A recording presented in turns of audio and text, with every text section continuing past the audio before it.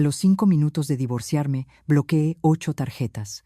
Mi exmarido se llevó a su amante en un jet privado para celebrarlo, pero al llegar la factura de 40.000 euros, se quedó helado. La puerta de la sala del tribunal se cerró a mi espalda con un chasquido seco. El sonido, aunque no fue fuerte, fue suficiente para poner fin a 10 años de un matrimonio que una vez creí que duraría toda la vida. El pasillo del juzgado estaba blanquecino bajo la fría luz de los fluorescentes. Miré la sentencia de divorcio de mutuo acuerdo que tenía en la mano. El sello rojo aún estaba fresco. Mi nombre, Margarida Fuentes, aparecía justo debajo del de Ricardo Vargas, el hombre por el que una vez vendí la casa que mis padres me dejaron para construir un imperio juntos. Ricardo no me miró. Se ajustó su caro reloj y dijo con calma: «El apartamento de La Moraleja es tuyo, igual que el coche que conduces. De lo demás se encargarán los abogados». Su tono era el de quien cierra un contrato, no un matrimonio de una década. Miré su rostro, tan familiar. La confianza que una vez me hizo creer que podíamos superar cualquier cosa se había convertido en pura arrogancia. La gratitud se había transformado en la costumbre de ser servido, y yo me había convertido en una sombra en la propia empresa que ayudé a fundar. Diana Reyes apareció al final del pasillo, con un vestido de seda ceñido y un bolso de casi 8.000 euros en la mano. No estuvo en la vista, pero apareció justo cuando todo terminaba. Se cogió del brazo de Ricardo. «Ricardo, cariño, han llamado del aeropuerto. Si no llegamos pronto, tendremos que retrasar el vuelo privado que alquilamos a Ibiza». Ricardo frunció el ceño. «¿Tienes algo más que decir?» «No quiero hacer esperar a la gente. Después de 10 años, yo era la que le molestaba, mientras que la persona que se había metido en nuestro matrimonio era a la que no se podía hacer esperar». Doblé la sentencia de divorcio y la guardé en el bolso. «No hay nada más». Diana sonrió. «Margarida, los sentimientos no se pueden forzar. Espero que tú también encuentres a alguien adecuado». La miré directamente a los ojos. «No te preocupes. A partir de hoy, lo que no me pertenece, no lo retendré». La sonrisa de Diana se congeló. Ricardo se la llevó. Antes de entrar en el ascensor se giró.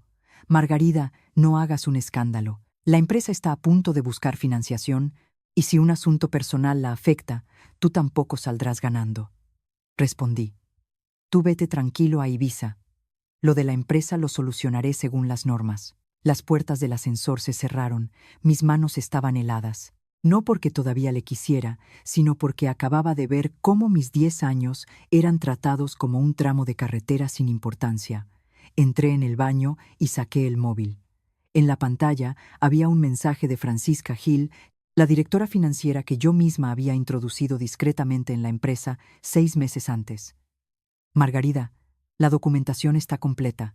Solo necesito tu confirmación y el banco suspenderá temporalmente las 8 tarjetas de gastos de empresa emitidas contra la línea de crédito garantizada con tus bienes. También se han conciliado todos los gastos personales que Ricardo ha cargado a la empresa. Esas 8 tarjetas pertenecían a Solmar Logística S.A., donde yo poseía el 42% de las acciones y había utilizado mi casa heredada como garantía. En los últimos 3 años, los gastos de representación habían aumentado de forma anormal. Villas de lujo, relojes, joyas, coches de alta gama, la mayoría destinados a Diana. Lo sabía desde hacía mucho tiempo, pero mi silencio no significaba ceguera. Llamé a mi abogado, Adrián Montes. «¿Ya lo has decidido?» Me miré en el espejo. Mis ojos estaban rojos, pero mi mirada ya no era vacilante. «Envía la solicitud al banco para suspender las 8 tarjetas de empresa y solicita una auditoría especial de los gastos de los últimos 3 años». Adrián guardó silencio unos segundos. «Una vez que empecemos, no habrá vuelta atrás». Ricardo ya había quemado mi camino de vuelta. En cuanto a los expedientes de transferencias a empresas relacionadas con Diana, envíalos al comité de auditoría, pero solo la documentación verificada. No necesito difamar a nadie. Necesito la verdad. Salí del juzgado. El sol de Madrid era abrasador. El tráfico en la calle seguía su ritmo frenético, como si a nadie le importara que un matrimonio acabara de morir. El taxista preguntó: «¿A dónde vamos?» Pensaba volver al apartamento de La Moraleja, pero cambié de opinión. «A la sede de Solmar Logística en el Paseo de la Castellana, por favor». Apenas el coche se puso en marcha, Francisca me envió una foto de una factura de una aerolínea privada. El vuelo de ida y vuelta, la suite presidencial y el traslado en coche en Ibiza sumaban un total de 40.000 euros. El cargo provisional en la tarjeta de empresa no había sido aprobado. El siguiente mensaje apareció: están en la terminal privada. La aerolínea exige el pago completo antes de despegar. Miré el reloj.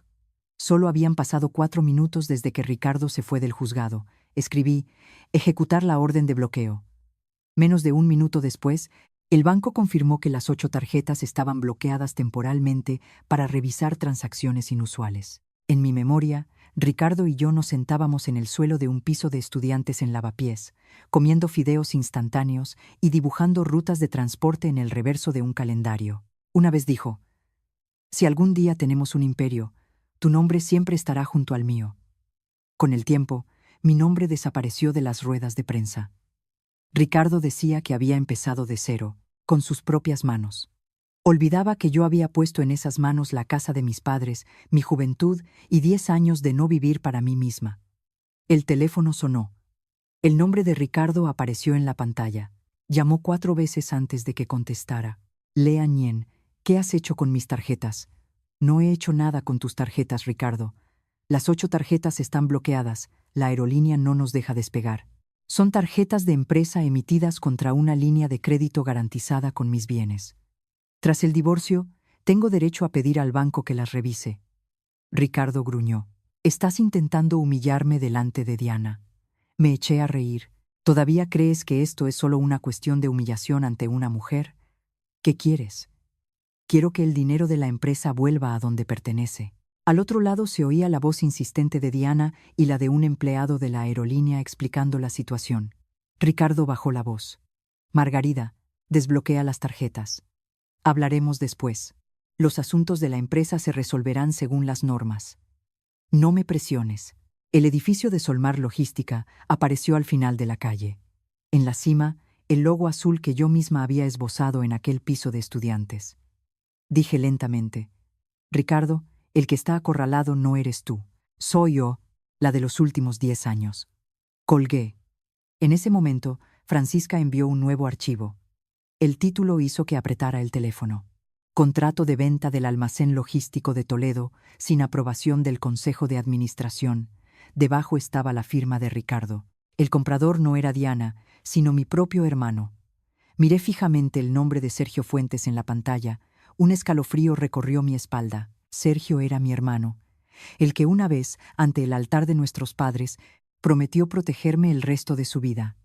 El taxi se detuvo frente a la sede de Solmar Logística. No bajé de inmediato. Abrí todo el expediente, leyendo cada página del contrato. El almacén de Toledo, valorado en casi 5 millones de euros, había sido vendido por Ricardo a una empresa llamada Minfat por 5 millones.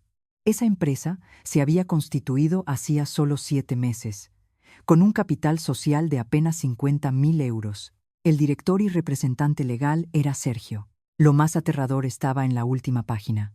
Los 5 millones de euros no se transfirieron a la cuenta de Solmar Logística, sino que se dividieron en múltiples pagos, pasando por 3 empresas intermediarias antes de llegar a una cuenta personal en un banco de Madrid. La titular de la cuenta era Diana Reyes. Llamé a Francisca. ¿Dónde estás? En el departamento de finanzas, planta 12. ¿Ya has llegado a la empresa? Estoy en el vestíbulo. Bloquea el acceso al sistema de contabilidad de Ricardo y del jefe del departamento legal. Que no se borre ningún dato. Francisca bajó la voz. Margarida, si hacemos eso, Ricardo sabrá que estamos investigando. Ya lo sabe. Justo al entrar en el vestíbulo, mi teléfono vibró. Era Sergio. Miré el nombre familiar en la pantalla, pero no contesté. 1 minuto después volvió a llamar. A la tercera llamada, respondí. Hermana, ¿dónde estás? ¿Para qué lo preguntas? Hubo un silencio de unos segundos al otro lado. Ricardo acaba de llamarme. Dice que estás malinterpretando algunas cosas. ¿El almacén de Toledo es un malentendido? Sergio respiraba con dificultad. Déjame explicarte. Minfat solo está prestando su nombre. Ricardo dijo que necesitaba transferir los activos a otra entidad legal para facilitar la captación de fondos. ¿Y por qué el dinero acabó en la cuenta de Diana? No lo sé. Eres el director de la empresa compradora y no sabes a dónde fueron a parar 5 millones de euros. La voz de Sergio empezó a temblar. Yo solo firmé los papeles. Ricardo me prometió que, cuando todo terminara, me daría el 10% de las acciones de un nuevo proyecto. Cerré los ojos. En ese instante, el dolor de la traición de mi marido se sintió más ligero que el dolor de que mi propio hermano usara mi confianza para su propio beneficio. Sergio, ¿sabes que el almacén de Toledo se compró con el dinero de la venta de la casa de nuestros padres? Lo sé, y aún así firmaste. Tú ya tienes demasiado. Tienes tu parte en la empresa. El apartamento también es tuyo. ¿Y yo qué? Desde pequeños, lo mejor de la casa siempre fue para ti. Me quedé helada. ¿De verdad piensas así? Sergio soltó una risa seca. Tú siempre has sido la brillante. Papá y mamá confiaban en ti. Ricardo también te necesitaba. Yo siempre era el hermano inútil que estaba detrás. Solo quería una oportunidad. Tu oportunidad era ayudar a mi marido a desviar activos de la empresa para dárselos a su amante. ¿Qué? No lo digas de una forma tan fea. Ricardo dijo que tarde o temprano os divorciaríais y que tú nunca te enterarías. Abrí los ojos y miré el logo de Solmar Logística reflejado en el cristal del vestíbulo. Acertó en la mitad. Nos hemos divorciado, pero se equivocó al pensar que no me enteraría. Sergio entró en pánico. ¿Qué vas a hacer? Voy a hacer lo que debería haber hecho en el momento en que vi tu firma. Hermana, soy tu hermano, lo sé, y porque eres mi hermano, te he dado demasiadas oportunidades. Pero la ley no tiene una cláusula de exención de responsabilidad para la familia. Colgué y entré en el ascensor. Cuando las puertas estaban a punto de cerrarse, una mano las detuvo. El jefe del departamento legal, Pablo Romero, entró. Su rostro estaba pálido, la frente perlada de sudor. Señora Fuentes, necesitamos hablar. Usted y yo no tenemos nada de qué hablar. Presionó rápidamente el botón de parada de emergencia. Hay algo que no sabe. Lo del almacén de Toledo no es el único caso. Me giré. ¿Cuántos activos más han sido transferidos? Pablo miró a su alrededor, como si temiera que alguien le oyera. 3 almacenes más, 23 cabezas tractoras y un terreno en Valencia. Un valor total de más de 11 millones de euros. Sentí que el pecho se me oprimía. ¿A nombre de quién? Tragó saliva. Algunos a nombre de Sergio, el resto a nombre de alguien de quien usted nunca sospecharía. ¿Quién? Antes de que Pablo pudiera responder, su teléfono sonó. En la pantalla se leía claramente Ricardo Vargas. Apagó el teléfono temblando y sacó una memoria USB de su maletín. Aquí hay copias de los contratos, extractos bancarios y grabaciones de las reuniones secretas. Puedo dárselo, pero debe garantizar mi seguridad. ¿Por qué me lo dice ahora? Porque esta mañana me enteré de que Ricardo ha comprado billetes para que mi mujer y mis hijos se vayan a Singapur. No piensa salvarnos, piensa cargar toda la responsabilidad al departamento legal y huir. En ese momento, la alarma de incendio sonó inesperadamente. La luz del ascensor se volvió roja. Pablo se sobresaltó y dejó caer la memoria USB al suelo. Las puertas se abrieron en el sótano. 2 hombres con uniforme de seguridad esperaban fuera, pero nunca los había visto en la empresa. Uno de ellos miró directamente la memoria USB a mis pies y dijo con frialdad: «Señor Romero, el director general le está esperando». Me agaché para recoger la memoria USB, apretándola en mi mano. «Si quieren verle, primero tendrán que pasar por encima de mí. Por favor, si te gusta esta historia, dale a me gusta y suscríbete para apoyarme. Os deseo a todos mucha salud y paz». Los 2 hombres se interpusieron frente a la puerta del ascensor.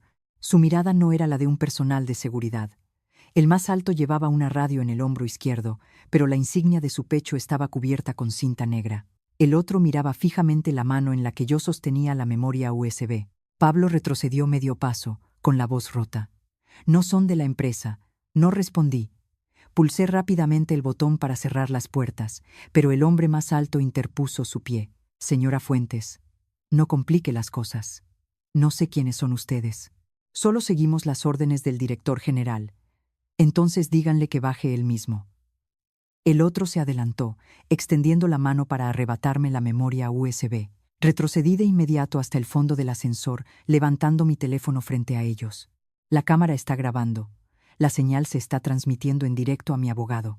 Si uno solo de ustedes me toca, este video se enviará a la policía». Ambos se detuvieron. Solo estaba en modo de grabación normal, pero mi calma los hizo dudar.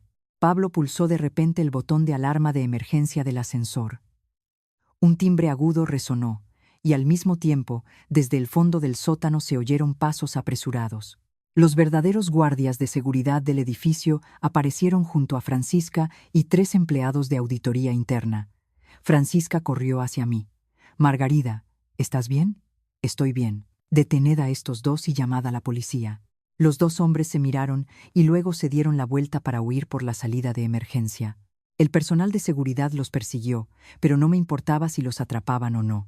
El hecho de que Ricardo se atreviera a traer extraños al sótano demostraba lo mucho que temía a esa memoria USB. Llevé a Pablo a una pequeña sala de reuniones junto al área técnica.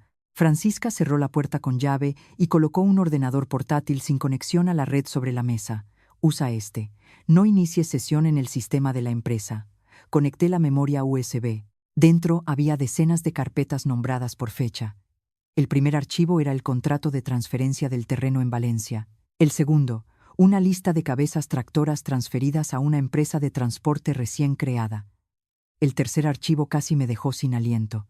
La empresa a cuyo nombre estaban los activos se llamaba Anfuc Thin, pero la representante legal era Beatriz Mendoza.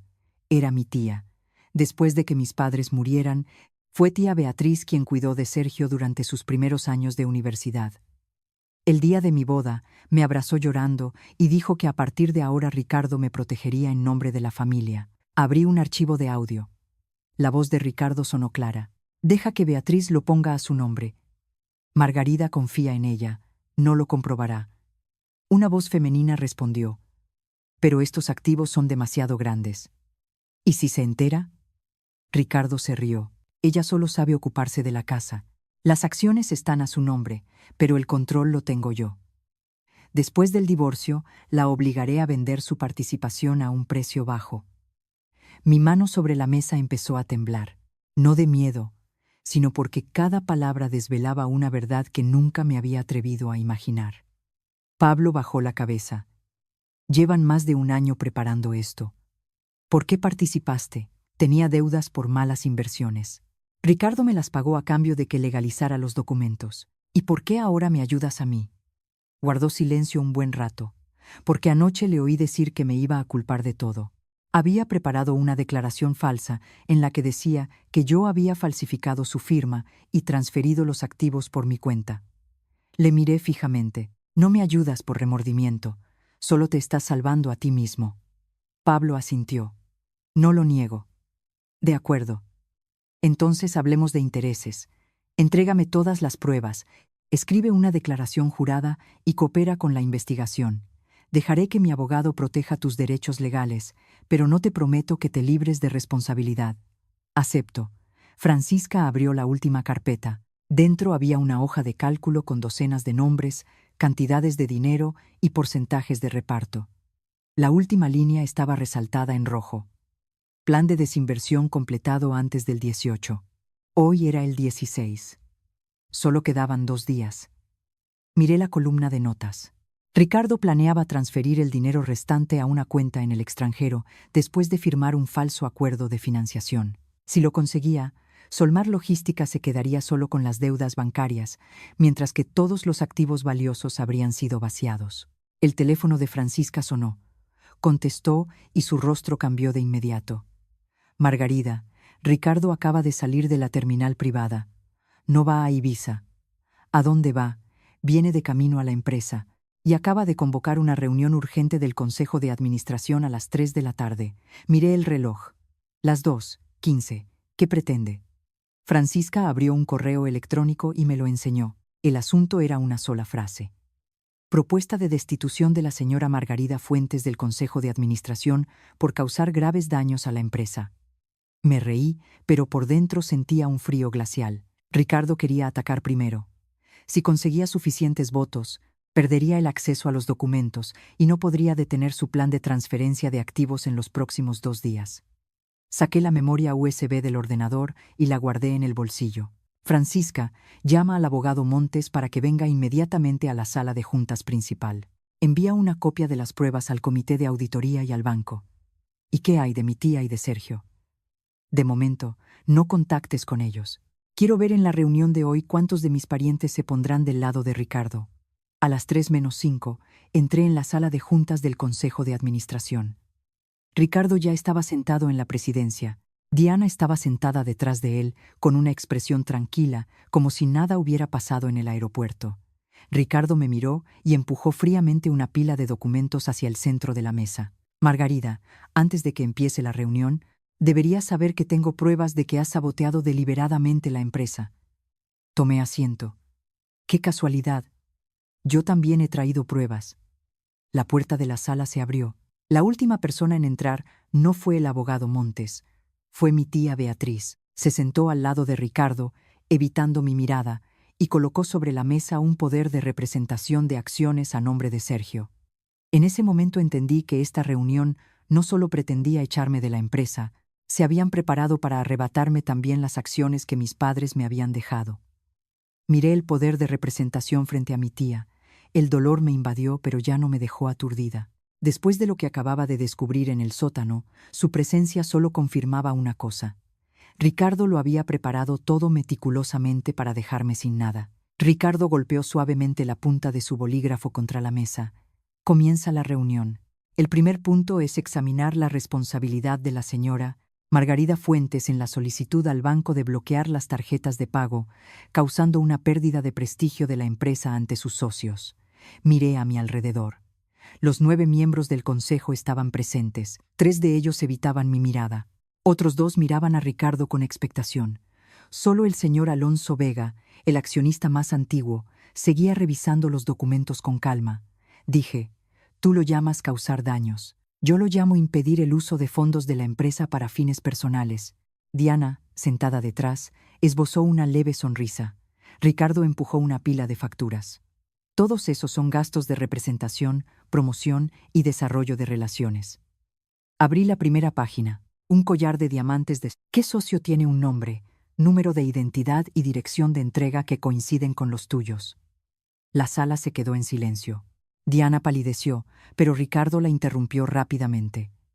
Eso no forma parte del orden del día. Entonces hablemos del tema principal.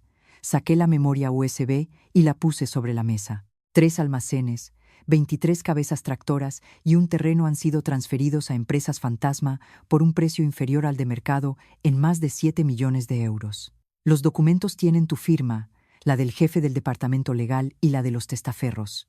Tía Beatriz apretó las manos. Ricardo mantuvo la calma. ¿De dónde has sacado esos documentos? De la persona que te ayudó a legalizarlos. La mirada de Ricardo se dirigió inmediatamente hacia la puerta. Justo en ese momento, el abogado Montes y Pablo Romero entraron. Detrás de ellos, 2 miembros del Comité de Auditoría Interna.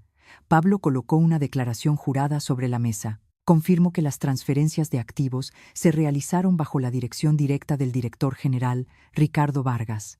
Ricardo golpeó la mesa con la mano. Me estás calumniando para librarte de la culpa. Pablo temblaba, pero no retrocedió. Tengo grabaciones, correos electrónicos y el borrador de la declaración falsa que preparaste para culparme. El ambiente en la sala cambió. Los que antes evitaban mi mirada ahora examinaban los documentos. Ricardo se levantó. Nadie puede usar documentos robados como prueba. El abogado Montes respondió con calma. Los documentos están siendo presentados para ser entregados a las autoridades competentes.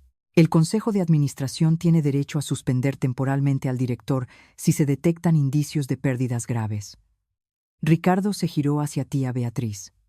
Procedamos a la votación. Tía Beatriz colocó inmediatamente el poder sobre la mesa. Represento a Sergio y utilizo su 12% de las acciones para votar a favor de la destitución de Margarida. La miré. Tía, ¿has leído bien este papel? Mi tía no me miró. Sergio lo firmó voluntariamente. No me culpes, sobrina. Solo quiero asegurar algo de patrimonio para él. ¿Patrimonio de quién? Somos familia, no hay necesidad de distinguir. Me reí, pero sentía un nudo amargo en la garganta. Cuando se trata de tomar mis bienes, todos dicen que somos familia. Cuando se trata de repartir beneficios, nadie se acuerda de mí. Hice una seña al abogado Montes. Colocó un informe pericial sobre la mesa.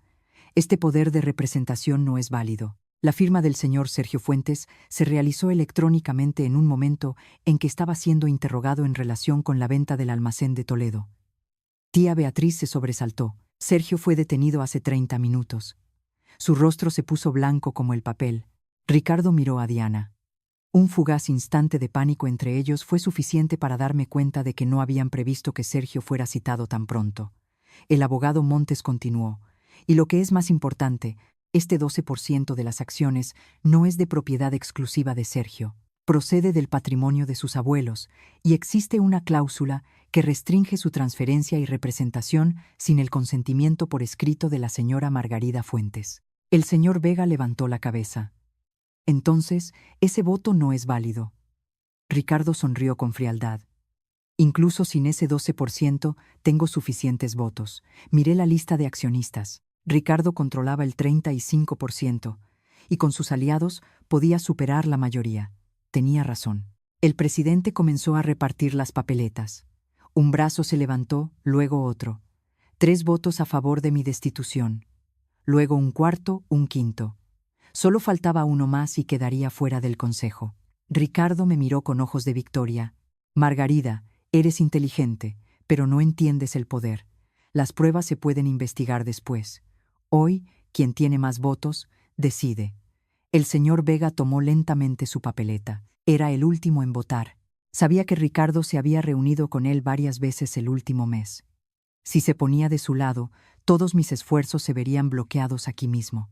El señor Vega miró a Ricardo y de repente dijo: «Antes de votar, quiero anunciar algo».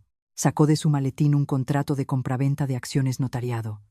Anoche, un accionista con el 9% de las acciones me transfirió la totalidad de su participación. Según los estatutos, la transacción es efectiva desde esta mañana. Ricardo se levantó de un salto. ¿Quién ha vendido?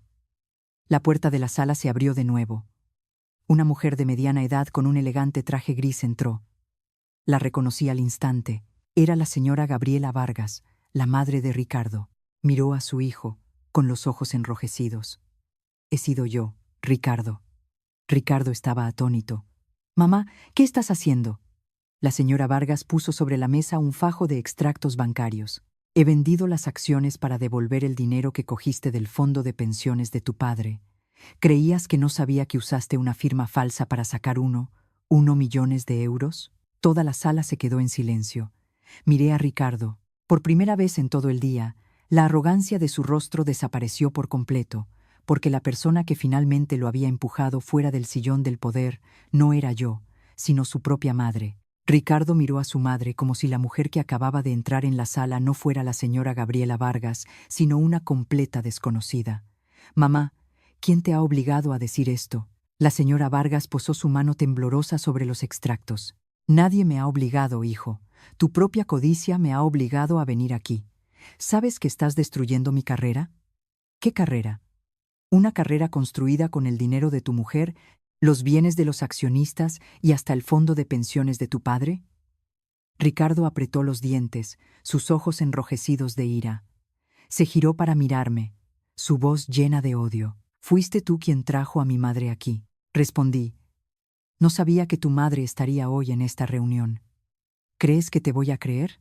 Todo ha sido planeado por ti. Bloquear las tarjetas, robar los documentos, sobornar a Pablo y poner a mi propia madre en mi contra». La señora Vargas golpeó la mesa con la mano. «Cállate, Ricardo. Margarida no sabía que había vendido las acciones. Lo hice porque anoche tu padre tuvo que ser hospitalizado». Me sobresalté. «Mamá, ¿qué le ha pasado a papá?». La señora Vargas me miró, con una mezcla de dolor y vergüenza en sus ojos.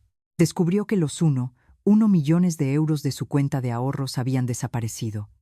Es el dinero que ahorramos toda la vida, incluyendo la venta de nuestra antigua casa en Málaga. Cuando se enteró de que su firma había sido falsificada, sufrió un infarto. Ricardo replicó de inmediato: «Solo lo tomé prestado. En cuanto se cierre la ronda de financiación, lo devolveré». ¿Tomarlo prestado sin decírselo a tus padres? ¿Falsificando la firma de tu padre? Lo hice todo por la empresa. Abrí los extractos y miré las transferencias. Los 1 millones de la cuenta de los padres de Ricardo no fueron a Solmar Logística. Se transfirieron a una consultora y luego se usaron como depósito para una villa frente al mar en Marbella. La persona que figuraba en el contrato de compraventa era Diana. Puse los extractos frente a ella. ¿Cómo explicas esta villa? Diana palideció. Ricardo dijo que era una inversión. Una inversión con el dinero de la jubilación de sus padres, pero a tu nombre. Yo no sabía de dónde venía el dinero. La señora Vargas miró a Diana, con la voz ahogada.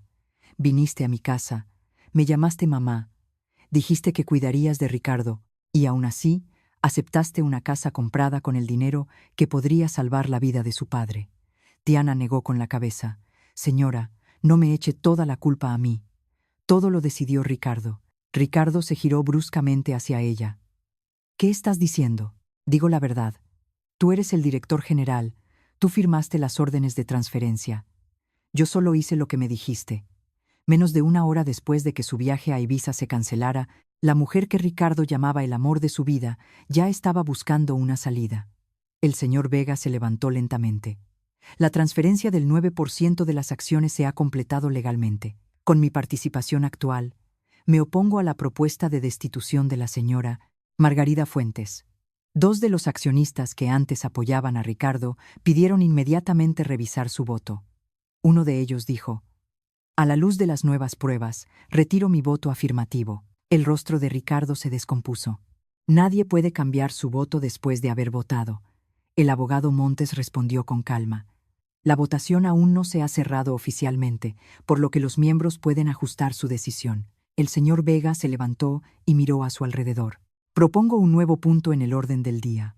La suspensión temporal del cargo de director general del señor Ricardo Vargas mientras se investigan las transacciones que indican una posible malversación de activos. Esta vez, 6 manos se levantaron al unísono. Ricardo se quedó inmóvil. El asiento que había ocupado durante 8 años le fue arrebatado en cuestión de minutos. No sentí ninguna satisfacción. Solo recordé las noches en que dormíamos juntos en el suelo de un almacén porque no teníamos dinero para contratar a un vigilante. El hombre que una vez prometió nunca decepcionarme había desaparecido, y ni siquiera sabía cuándo. Ricardo recogió sus documentos de la mesa y dijo con frialdad: «Os arrepentiréis. Sin mí, esta empresa no sobrevivirá ni un mes». Le miré. Solmar existía antes de que tuvieras villas, coches de lujo y a Diana. Y seguirá existiendo después de que te vayas. Ricardo se acercó a mí y bajó la voz. ¿Crees que has ganado? Deberías revisar las cuentas a tu nombre antes de celebrar. Me detuve. ¿Qué quieres decir? Él sonrió, una sonrisa heladora. Durante los últimos 3 años, cada euro que ha salido de la empresa tiene tu firma de aprobación. Imposible. La firma digital, el código de autenticación y la dirección IP de inicio de sesión te pertenecen. Cuando la policía investigue, la primera persona a la que llamarán no seré necesariamente yo. Se dio la vuelta y salió. Diana intentó seguirle, pero 2 miembros del comité de auditoría la detuvieron para aclarar los fondos que había recibido. Francisca abrió inmediatamente el sistema de archivos. Unos minutos después, me miró con el rostro pálido. Margarida, Ricardo tiene razón. El sistema muestra más de 40 órdenes de transferencia con tu firma digital. Miré la pantalla. Transacción tras transacción aparecía, sumando un valor total de casi 7 millones de euros. No solo tenían mi firma, cada orden estaba autenticada con el dispositivo de seguridad que guardaba en mi caja fuerte personal en el apartamento. El abogado Montes preguntó: ¿dónde está ese dispositivo ahora? De repente recordé que esa mañana, antes de ir al juzgado, la caja fuerte de mi despacho parecía haber sido forzada. En casa. Francisca llamó inmediatamente al administrador del edificio. El teléfono sonó durante mucho tiempo antes de que alguien respondiera. Después de un breve intercambio, colgó el teléfono. La caja fuerte ha sido forzada. El dispositivo de firma digital y todos tus documentos personales han desaparecido. Mi teléfono vibró. Un número desconocido envió un vídeo grabado por la cámara de mi apartamento. En la imagen, la persona que abría la caja fuerte no era Ricardo, ni Diana, ni Sergio. Era mi tía Beatriz. Se giró directamente hacia la cámara, sosteniendo mi dispositivo de firma digital, y dijo: «Margarida, si quieres recuperar esto, ven sola al antiguo almacén de Getafe. Si avisas a la policía, entregaré todas las pruebas que te llevarán a la cárcel en lugar de Ricardo. Por favor, si te gusta esta historia, dale a me gusta y suscríbete para apoyarme. Os deseo a todos mucha salud y paz. Volví a ver el video. Mi tía Beatriz, de pie en medio de mi despacho, con el rostro tenso, sosteniendo el dispositivo de firma digital como si fuera su último salvavidas. El abogado Montes dijo de inmediato: «No puedes ir allí sola. Sé que podría ser una trampa. Si han usado mi firma digital para legalizar decenas de transacciones, no solo quieren mi silencio». Francisca miró la dirección adjunta. El antiguo almacén de Getafe lleva más de 2 años cerrado. Las cámaras internas también fueron retiradas hace mucho. Amplié la imagen del video. Detrás de mi tía, un espejo reflejaba la silueta de un hombre de pie junto a la puerta. Reconocí inmediatamente el anillo en su dedo. Ricardo. No se había rendido. Estaba usando a mi tía para atraerme a un lugar sin testigos.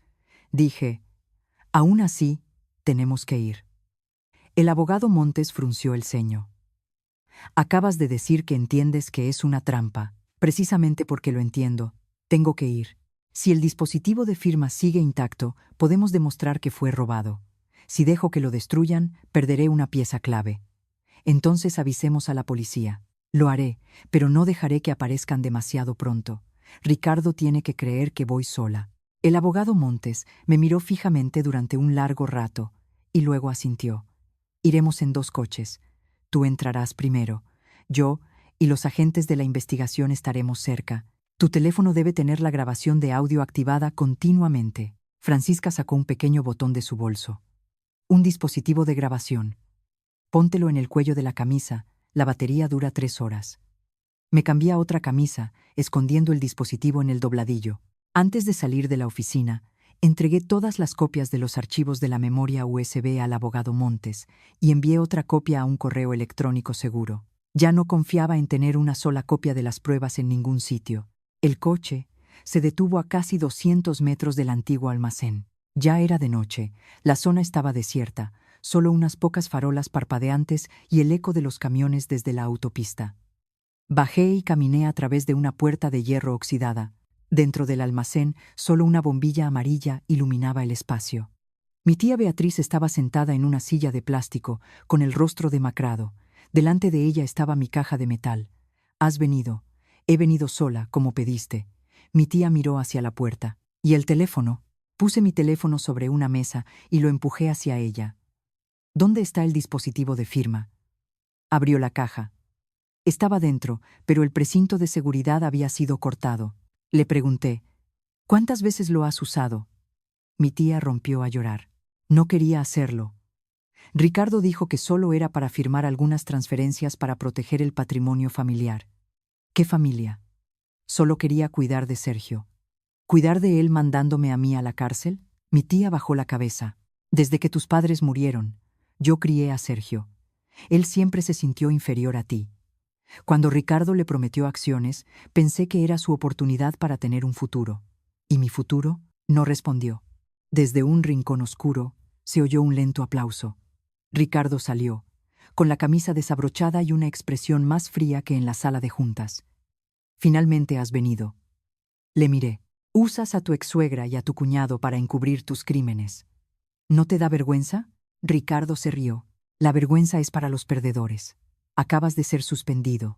Es temporal. Mañana, cuando los investigadores vean tu firma digital en todas las transacciones, la primera persona a la que se llevarán serás tú».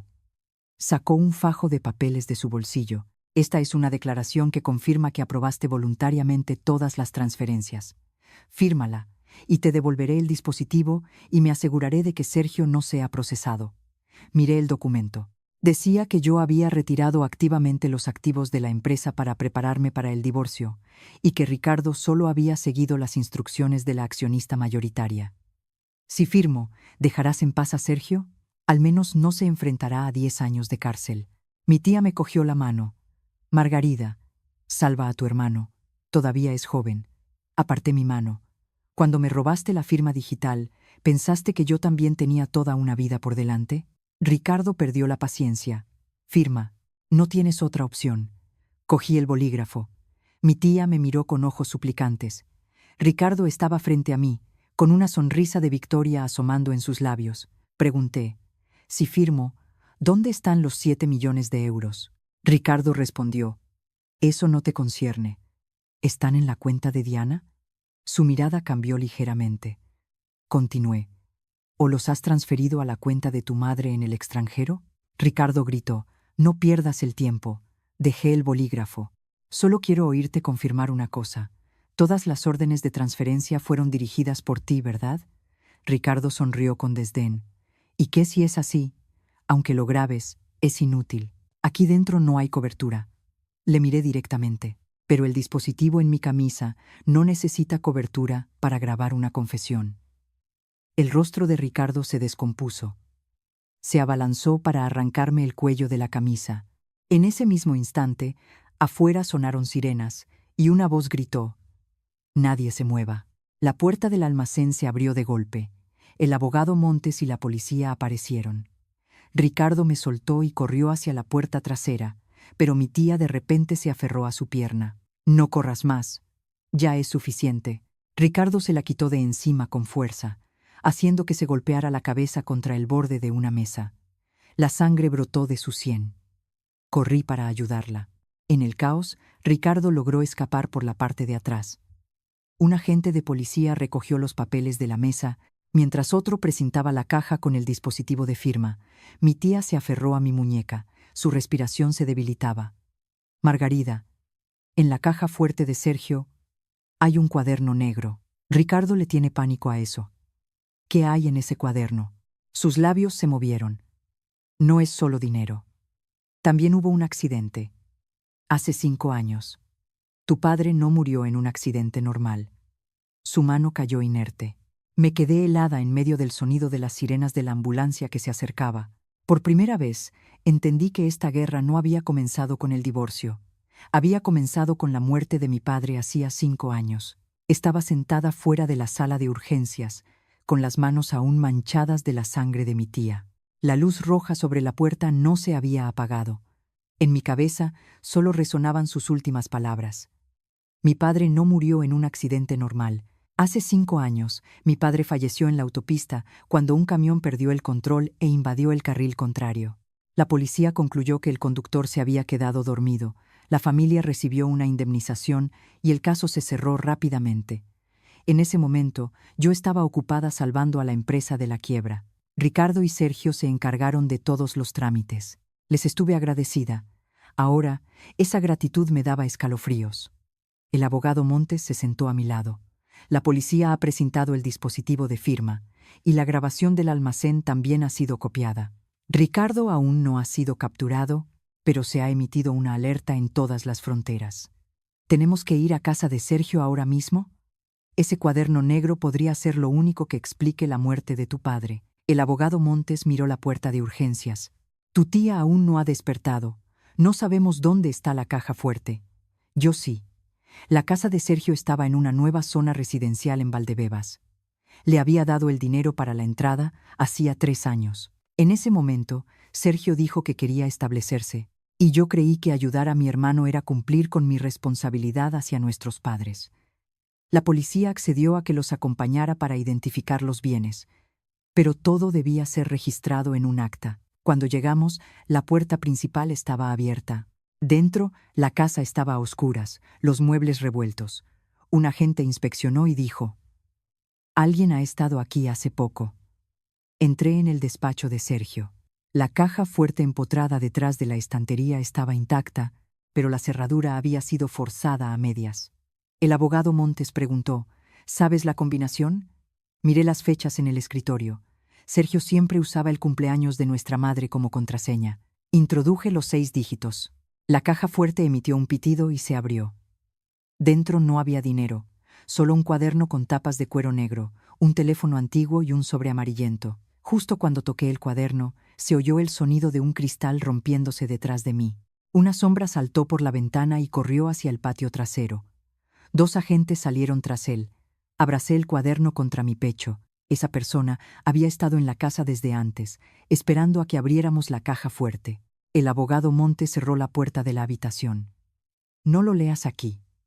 Fotografía cada página primero». El cuaderno era el diario de transacciones de Sergio. Anotaba meticulosamente la fecha, la cantidad, el destinatario y el propósito, la mayoría relacionado con los activos desviados de Solmar Logística. Pero en medio del cuaderno había una página doblada, 12 de mayo, hace 5 años. La primera línea decía: Ricardo pide cambiar el horario del coche del tío Luis. El tío Luis era mi padre. La siguiente línea hizo que mis manos se quedaran rígidas. Camión con matrícula 50 y uno de contratado para bloquear la carretera. No permitir que el tío Luis llegue a la junta de accionistas. Mi padre se llamaba Luis Fuentes. Pasé a la página siguiente. Había un pago de 15.000 euros a un tal Héctor Cruz.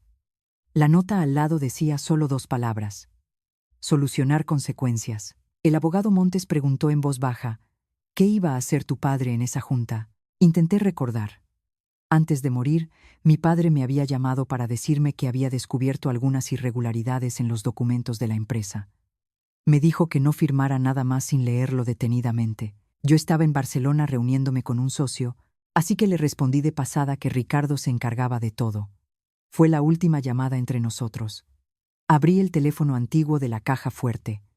No tenía batería, pero debajo había una tarjeta de memoria.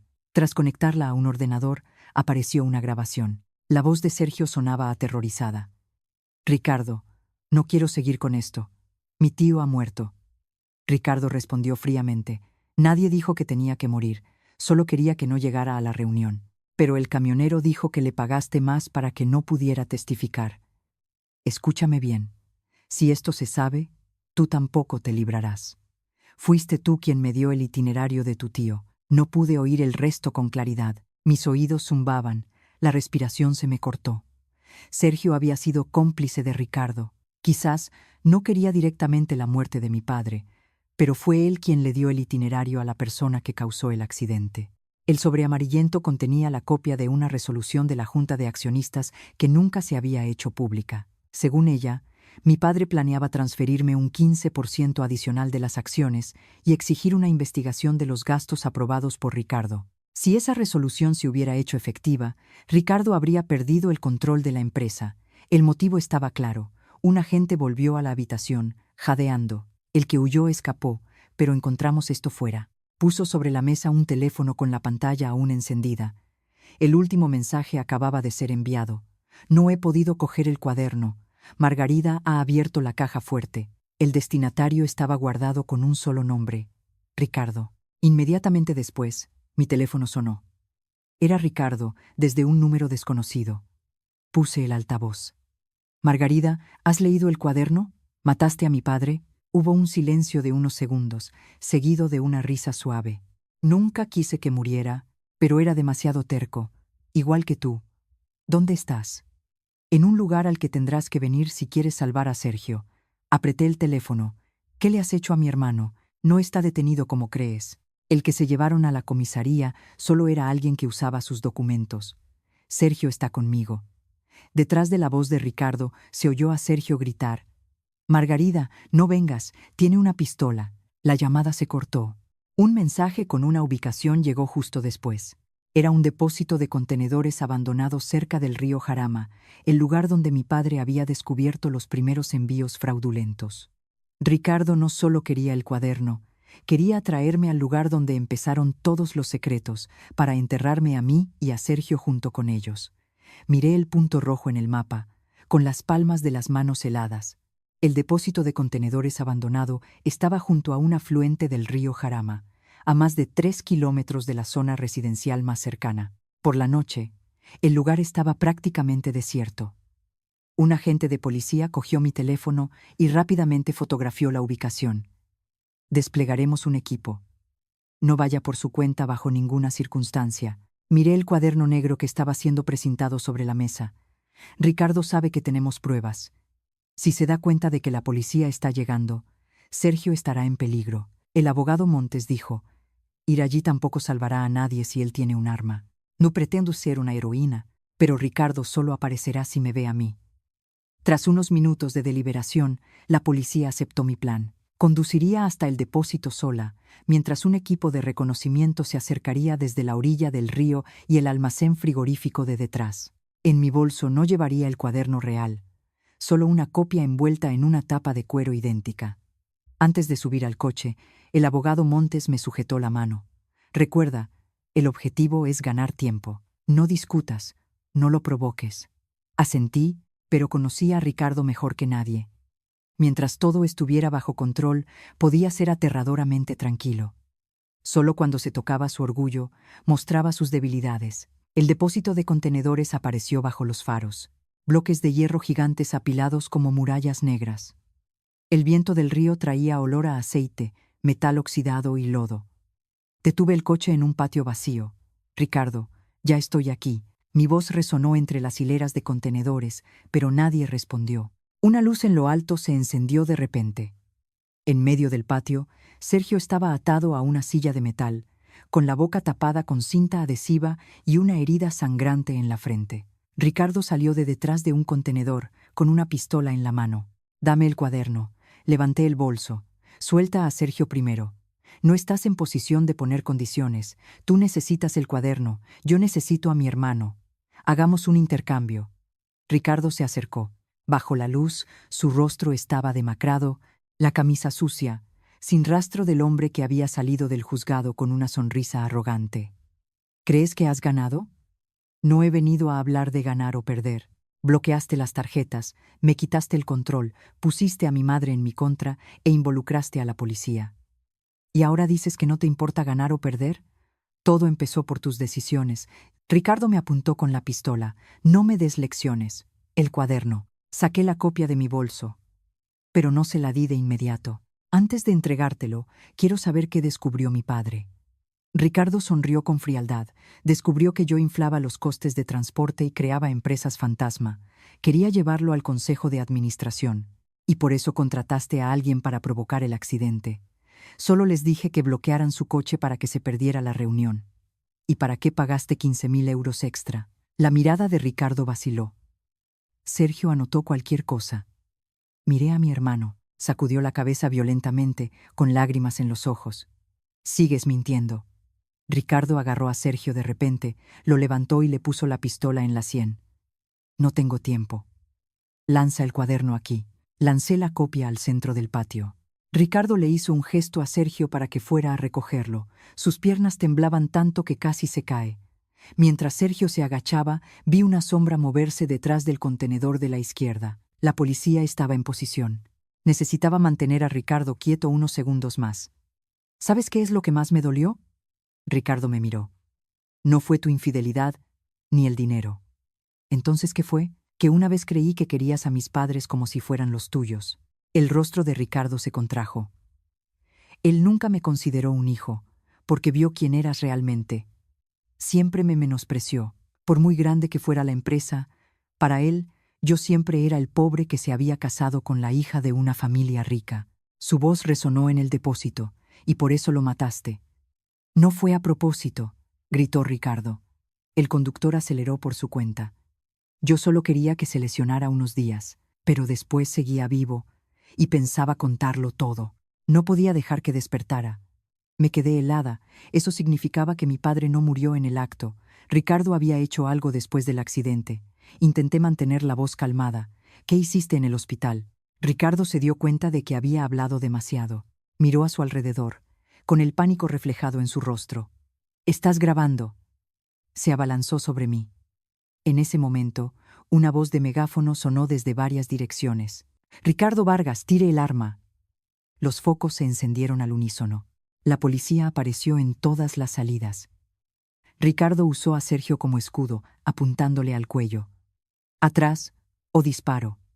Sergio de repente se giró y le mordió la mano con fuerza. Un disparo ensordecedor. Solo vi a Sergio caer al suelo mientras Ricardo corría entre dos hileras de contenedores. Corrí hacia mi hermano. La sangre manchaba su hombro, pero todavía estaba consciente. «Hermana, no dejes que escape». Al final del depósito se oyó el rugido de un motor. Una cabeza tractora arrancó de repente, derribando una valla de hierro y dirigiéndose hacia el muelle. Ricardo estaba al volante, pero en el asiento del copiloto había otra persona. Era Diana. Por favor, si te gusta esta historia, dale a me gusta y suscríbete para apoyarme. Os deseo a todos mucha salud y paz. La cabeza tractora rugió, derribando la puerta de hierro y acelerando hacia el muelle. Diana estaba sentada en el asiento del copiloto, golpeando el cristal con las manos, su rostro pálido, gritando pidiendo ayuda. Me arrodillé para examinar la herida de Sergio. La bala solo le había atravesado el hombro, pero sangraba mucho. Me agarró la muñeca, respirando con dificultad. Hermana, vete. No dejes que se la lleve. ¿Estás herido? Ella sabe lo de papá. Una vez los oí discutir. Diana tiene otra grabación. Los sanitarios llegaron. Solté la mano de Sergio y miré la cabeza tractora que desaparecía entre los contenedores. Un agente de policía gritó: «Lleven al herido a la ambulancia. Equipo 2, bloqueen la salida al muelle». Seguí al abogado Montes hasta el coche más cercano. Me sujetó el hombro. «Tienes que quedarte». «No puedo. Es una persecución armada. Diana tiene pruebas sobre mi padre. Ricardo la matará si consigue lo que quiere». El coche de policía aceleró por una carretera estrecha a lo largo del río. Delante, el camión de Ricardo zigzagueaba. Los contenedores vacíos a los lados de la carretera eran golpeados y caían, creando obstáculos. A través del cristal, vi a Diana forcejeando con Ricardo. Intentó agarrar el volante, pero él la abofeteó. Mi teléfono vibró de repente, una videollamada del número de Diana. Respondí al instante. La imagen temblaba violentamente. Diana escondía el teléfono bajo su muslo, su voz apenas un susurro. «Margarida, sálvame. ¿Por qué estás en el camión?» Me obligó a venir al depósito a por dinero. Creía que tenía una salida. «¿Dónde están las pruebas que guardas?» Diana miró a Ricardo y dijo rápidamente: «En una taquilla de la estación de Atocha. El código está detrás de mi colgante». Ricardo se giró bruscamente, vio la luz de la pantalla. «¿Con quién estás hablando?». Diana gritó. La pantalla se sacudió y se apagó. El camión de delante giró de repente hacia el antiguo muelle. Al final del camino había un muelle de carga abandonado, con una pequeña lancha amarrada al pie. Lo entendí de inmediato. Ricardo pensaba abandonar el camión y usar el río para escapar hacia la zona de Aranjuez. Las fuerzas de persecución usaron el megáfono. «Ricardo Vargas, detenga el vehículo. Está rodeado». El camión no redujo la velocidad. A solo unas decenas de metros del borde del muelle, la puerta del copiloto se abrió de repente. Diana saltó de la cabina, rodando por el asfalto. El camión siguió su curso. Grité: «¡Paren el coche! ¡Hay una herida!». Nuestro coche frenó en seco. 2 agentes corrieron hacia Diana, mientras los demás vehículos continuaban persiguiendo a Ricardo. Me arrodillé a su lado. El brazo de Diana estaba magullado, su frente sangraba, pero seguía consciente. Me agarró del cuello de la camisa. «Sabe que tengo la grabación». «¿Qué grabación?». «La conversación entre él y la enfermera de turno la noche que murió tu padre». Sentí que el corazón se me paraba. «¿Qué hizo la enfermera?». Diana rompió a llorar. «No lo sé todo. Solo le oí decir que pagó para que cambiaran una bolsa de suero y borraran un trozo de la grabación de la cámara del pasillo». «¿Por qué tienes tú la grabación?». «La grabé para protegerme. Ricardo nunca confió en mí. Yo tampoco en él». Un terrible estruendo sonó más adelante. El camión se había estrellado contra la barandilla del muelle. La cabina colgaba sobre el río. Ricardo saltó al muelle y corrió hacia la lancha. La policía lo persiguió de inmediato. Se giró y disparó 2 veces. Los disparos resonaron sobre el oscuro río, obligando a todos a buscar refugio. Ricardo saltó a la lancha, cortó las amarras y arrancó el motor. La lancha se alejó del muelle antes de que las fuerzas de refuerzo pudieran alcanzarlo. Un agente llamó por radio pidiendo a la unidad fluvial que bloqueara los afluentes. Pero la noche, la fuerte corriente y las decenas de canales interconectados dificultaban la persecución. Subieron a Diana a una camilla. Antes de que los sanitarios se la llevaran, se quitó el colgante y me lo puso en la mano. «No te fíes de nadie que venga a por las pruebas. Ricardo tiene gente en la empresa, en el hospital y hasta en tu familia». Apreté el colgante. «¿Sabes quién más está involucrado?». Diana me miró, con los labios temblando. «La persona que le dio el dinero directamente a la enfermera no fue Ricardo». «Entonces, ¿quién fue?». Cerró los ojos y dijo con dificultad: «Fue Sergio». Me quedé paralizada. El motor de la lancha había desaparecido en la noche, pero sus palabras seguían resonando en mis oídos. Sergio no solo le había dado a Ricardo el itinerario de mi padre, también podría haber estado directamente en el hospital la noche en que mi padre murió. El abogado Montes se acercó, con el rostro tenso. Tenemos que ir a la estación de Atocha ahora mismo. Si Ricardo sabe la ubicación de la taquilla, su gente podría haber llegado antes. Abrí el colgante. Detrás, 4 números grabados muy pequeños. Al lado, un símbolo de un pájaro. Había visto ese símbolo antes.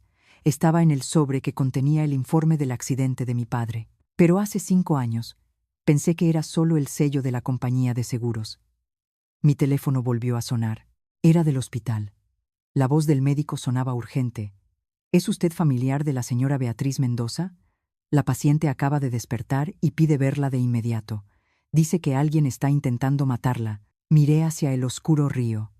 Ricardo estaba huyendo. Las pruebas en la estación de Atocha podrían ser robadas. Mi tía Beatriz estaba en peligro, y Sergio, a quien acababa de confiar al hospital para que lo salvaran, podría ser quien pagó para silenciar al último testigo de la muerte de mi padre. Tenía que elegir a dónde ir primero, y una elección equivocada podría significar la muerte de alguien o la desaparición de toda la verdad para siempre. No tenía tiempo para dudar. Ricardo había escapado por el río. Las pruebas en la estación de Atocha podían desaparecer en cualquier momento, y mi tía estaba en el hospital con alguien que quería silenciarla. Me giré hacia el abogado Montes. Ve a la estación de Atocha con 2 agentes. Usa el código del colgante para abrir la taquilla. No entregues lo que hay dentro a nadie que no sea de la policía. ¿Y tú? Voy al hospital. No deberías ir sola. Iré con la policía. Mi tía está despierta, pero no sé si tendrá tiempo para contarlo todo. El abogado Montes me miró unos segundos y asintió. Antes de irse, me dio un teléfono nuevo. Nadie conoce este número. El antiguo podría estar intervenido. Subí a un coche. De camino al hospital, llamé al médico para pedir que trasladaran a mi tía a una habitación con vigilancia y que no permitieran el acceso a nadie sin verificar su identidad. Cuando llegué, el pasillo de urgencias estaba iluminado con una luz blanca. El olor a desinfectante era abrumador. 2 agentes de policía estaban de guardia en la puerta. Una enfermera me vio y se acercó deprisa. La señora Mendoza acaba de despertar, pero su presión arterial es inestable. Solo puede hablar unos minutos. Entré en la habitación. Mi tía estaba tumbada entre vías de suero, la cabeza vendada, su rostro pálido y sus ojos hundidos. Al verme, rompió a llorar. Margarida, te he fallado. No he venido a escuchar disculpas. Dijiste que alguien quería matarte. ¿Quién? Mi tía miró hacia la puerta, con la voz temblorosa. Un hombre vestido de médico entró en la habitación justo cuando desperté. Intentó inyectar algo en la vía. Por suerte, una enfermera entró y se fue. ¿Lo reconociste? No, pero llevaba un anillo con un pájaro. Apreté el colgante en mi bolsillo. El símbolo del pájaro aparecía de nuevo. ¿Sabes qué significa ese símbolo? Mi tía respiraba con dificultad. Es la marca de un grupo que se especializa en falsificar documentos y mover dinero para Ricardo. El líder se llama Cruz. Es el Héctor Cruz del cuaderno. ¿Por qué Sergio le dio dinero a la enfermera la noche que murió mi padre? Las lágrimas de mi tía brotaron. Sergio no sabía que Ricardo planeaba matar a tu padre. Solo le encargaron llevar un sobre al hospital. ¿Qué había en el sobre? Dinero y un frasco de medicina. Sentí que la sangre se me helaba. ¿Desde cuándo sabes esto? 3 meses después de la muerte de tu padre. Sergio se emborrachó y me lo contó.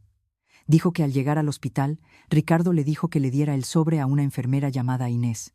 Después de eso, las grabaciones de la cámara del pasillo desaparecieron durante casi 40 minutos. ¿Por qué no me lo dijiste? Mi tía cerró los ojos, con la voz ahogada. Tenía miedo de que Sergio fuera a la cárcel. Me engañé a mí misma, pensando que era solo una coincidencia, pero con el tiempo, Ricardo usó eso para obligar a Sergio a obedecerle. Me di la vuelta, con una mezcla de ira y dolor. Sergio podría no haber conocido todo el plan, pero eligió guardar silencio durante 5 años. ¿Dónde está ahora la enfermera Inés? Dejó el trabajo y se mudó a su pueblo, pero oí a Sergio decir que todavía recibe dinero cada año para guardar silencio. ¿Dónde está su pueblo? Mi tía metió la mano debajo de la almohada y sacó un trozo de papel arrugado. Conseguí esta dirección del teléfono de Sergio. Justo cuando cogí el papel, las luces de la habitación se apagaron de repente.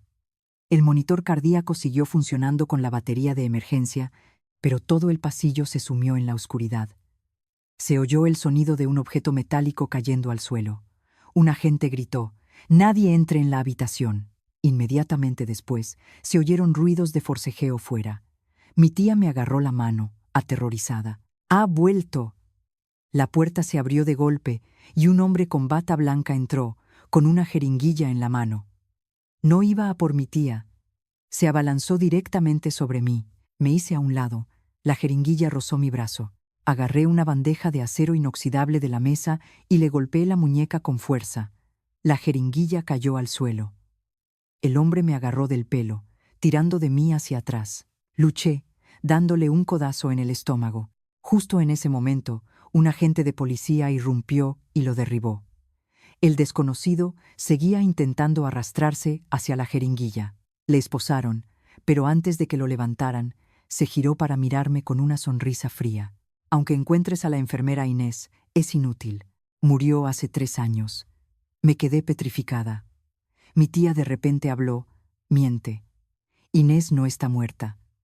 La semana pasada llamó a Sergio. El hombre se giró bruscamente hacia mi tía, con los ojos llenos de furia. Un agente registró sus bolsillos y encontró un teléfono y una identificación falsa.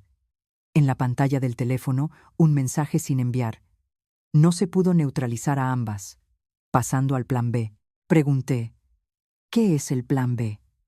Nadie respondió. Justo en ese momento, mi teléfono nuevo sonó. Era el abogado Montes, con la voz agitada. «Margarida, la taquilla de la estación de Atocha ya había sido abierta cuando llegamos. ¿Han robado las pruebas?». «No». Dentro todavía había un disco duro y una carta. Pero lo más aterrador es la grabación de la cámara de la estación. ¿A quién grabó la cámara abriendo la taquilla? El abogado Montes guardó silencio unos segundos.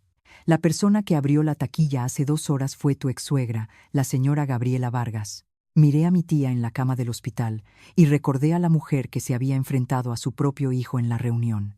Si la señora Vargas sabía la ubicación de la taquilla desde antes, ¿su ayuda vendiendo las acciones fue sincera o parte de otro plan? El abogado Montes continuó: «No se llevó las pruebas. Te dejó una grabación de audio». «¿Qué dice?». «Dice que Ricardo no fue el único implicado en la muerte de tu padre, y que la persona que dio la orden final está justo a tu lado». Me giré lentamente para mirar a mi tía. Ya no lloraba. Su mirada ahora era completamente diferente. Miré a mi tía, sintiendo un escalofrío que me recorría desde la espalda hasta la punta de los dedos. Las palabras de la señora Vargas resonaban en mi cabeza. «La persona que dio la orden final está justo a tu lado». Mi tía yacía inmóvil en la cama. Sus ojos ya no mostraban el pánico de minutos antes. Su mirada era tan serena que la mujer frente a mí de repente me pareció una extraña. Pregunté: «¿Tienes algo que decirme?». Mi tía giró lentamente la cabeza. «La señora Vargas quiere dividirnos. Sabe que su hijo está a punto de ser arrestado y busca a alguien a quien culpar. Entonces, ¿por qué sabía la ubicación de la taquilla en la estación?». «No lo sé».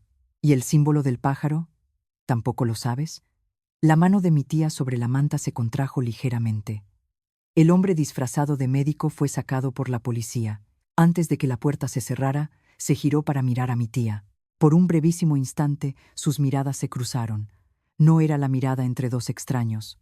Me acerqué y le quité el papel con la dirección de la enfermera Inés. «¿Esta dirección es real?». Mi tía respondió rápidamente: «Sí». «¿Nunca la has visto?». «¿Cómo sabes la dirección exacta, hasta el número de la casa?». Se quedó en silencio. Un agente de policía entró, sosteniendo el teléfono del falso médico. «Acabamos de revisar el historial de llamadas. Antes de entrar en la habitación, recibió 3 llamadas de un número sin guardar». Puso el teléfono sobre la mesa. La secuencia de números en la pantalla hizo que se me encogiera el corazón. Era el número secundario de mi tía. La miré. «Tú le llamaste». Mi tía negó con la cabeza de inmediato. «Perdí el teléfono esta tarde». «¿Dónde lo perdiste?». «En el almacén abandonado. Pero cuando la ambulancia te llevó, el teléfono todavía estaba en el bolsillo de tu abrigo. Yo misma se lo di a la enfermera». El rostro de mi tía se puso blanco como el papel. «Lo recuerdo perfectamente. De camino al hospital, el personal sanitario cogió tu teléfono para buscar información de contacto de familiares. Nadie más pudo haberlo usado, a menos que te despertaras antes de lo que todos pensábamos». El agente de policía preguntó: «Señora Mendoza, ¿nos permite revisar su teléfono?». De repente, se arrancó la vía intravenosa. La sangre corrió por su muñeca, pero aún así intentó incorporarse. Estoy cansada. No quiero responder más. Me acerqué. Una vez dijiste que, con mis padres muertos, eras la única familia que nos quedaba a mi hermano y a mí. Te creí. Mi tía se mordió el labio. Hice todo por Sergio. Enviar a alguien al hospital para matarme también fue por Sergio. Yo no ordené que te mataran. Entonces, ¿quién lo hizo? Me miró, con los ojos enrojecidos. Solo le dije que recuperara el papel y evitara que fueras a buscar a la enfermera Inés inyectándote una droga. No sabía que haría eso. Me reí con amargura. En esta historia, nadie sabía nada. Sergio no sabía que el sobre contenía veneno. Mi tía no sabía que el sicario mataría. Ricardo no sabía que el camión aceleraría. Pero mi padre está muerto. ¿La enfermera Inés está viva? Mi tía cerró los ojos. Sí. ¿Dónde está? No en la dirección del papel. ¿Me diste una dirección falsa para despistarme? No respondió. El agente de policía abrió el teléfono del falso médico y encontró una foto que acababa de recibir. Mostraba una casa de campo rodeada de un olivar. Delante de la casa, una mujer mayor estaba atada a una silla. Le mostré el teléfono a mi tía.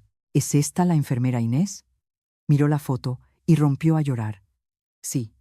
¿Quién la retiene? La gente de Cruz. Héctor Cruz. Mi tía asintió. Pregunté, ¿Cruz trabaja para Ricardo o para ti? Me miró durante un largo rato y luego dijo, al principio, trabajaba para tu padre. Me quedé helada. ¿Qué has dicho? Antes de morir, tu padre contrató en secreto a Cruz para investigar a Ricardo. Pero Cruz descubrió que la cantidad de dinero que Ricardo estaba desviando era mucho mayor de lo que pensaba. Empezó a chantajear a ambos. ¿Y cómo te involucraste tú? Tu padre iba a entregar todas las pruebas a la policía. Si lo hacía, Sergio también sería arrestado porque había firmado algunos papeles. Fui a ver a tu padre y le pedí que le diera a Sergio una oportunidad. Mi padre no aceptó. Mi tía negó con la cabeza, las lágrimas empapaban la almohada. Dijo que la ley decidiría. Yo solo quería evitar que fuera a la reunión ese día. Le conté a Ricardo el itinerario de tu padre. No podía creer lo que oía. No fue Sergio quien dio el itinerario. Sergio solo siguió las órdenes de mi tía. La habitación se sumió en un silencio aterrador. Pregunté, ¿entonces fuiste tú quien ordenó bloquear el coche? Mi tía rompió a llorar desconsoladamente. Solo quería que se lesionara levemente. No sabía que Ricardo le pagaría más al conductor. Y en el hospital, después del accidente, tu padre todavía estaba consciente. Dijo que lo contaría todo a la policía. Ricardo entró en pánico. Obligó a Sergio a llevarle el sobre a la enfermera Inés. ¿Sabías que el sobre contenía el frasco? No lo negó. Retrocedí. La mujer que me había cuidado como una madre, después del funeral, fue la primera en abrir la puerta que llevó a mi padre a la muerte. Mi tía me cogió la mano. Margarida, te lo ruego. He vivido con miedo durante 5 años. Aparté mi mano. Tu miedo no era porque mi padre hubiera muerto. Tu miedo era que se descubriera la verdad. En ese momento, mi teléfono nuevo sonó. Era el abogado Montes. Margarida, hemos abierto el disco duro de la taquilla. ¿Qué hay dentro? El video de la cámara del hospital de la noche en que murió tu padre. Pero no solo aparecen Sergio y la enfermera Inés. Su voz se volvió pesada. La señora Gabriela Vargas también aparece en el vídeo. Entró en la habitación de tu padre 10 minutos antes de que falleciera. Antes de que pudiera responder, la puerta se abrió de golpe. Un agente entró corriendo. La señora Vargas acaba de desaparecer del hospital donde su marido está ingresado. La cámara la grabó saliendo con un hombre que llevaba un anillo con un pájaro. Miré a mi tía. La señora Vargas sabía toda la verdad, ¿verdad? Mi tía cerró los ojos. No solo lo sabía, fue ella quien le quitó el frasco a la enfermera Inés. ¿Salvó a mi padre o lo mató? Abrió los ojos. Su voz apenas un susurro. No lo sé. Pero antes de salir de la habitación, firmó un papel. Si encuentras ese papel, entenderás por qué tu padre tuvo que morir. El teléfono mostró un nuevo mensaje de un número desconocido. Era una foto de la señora Vargas sentada en una habitación oscura, con las manos atadas. Sobre la mesa, frente a ella, había un expediente con el sello confidencial de Solmar Logística. El texto debajo decía: si quieres saber quién mató realmente a tu padre, trae el cuaderno negro a la fábrica abandonada de Daganzo antes de medianoche. Miré el reloj. Solo quedaba 1 hora y 15 minutos. Miré la foto de la señora Vargas atada, sabiendo perfectamente que era otra trampa. Pero si ese expediente realmente estaba relacionado con la muerte de mi padre, no podía ignorarlo. Me giré hacia el agente de policía. ¿Cuánto tiempo tenemos para organizar un operativo? Unos 40 minutos. La fábrica está junto a un antiguo polígono industrial, con muchas salidas y túneles de servicio. Si el objetivo está preparado, será muy difícil acercarse. El abogado Montes dijo por teléfono: «No lleves el cuaderno real. El cuaderno está precintado.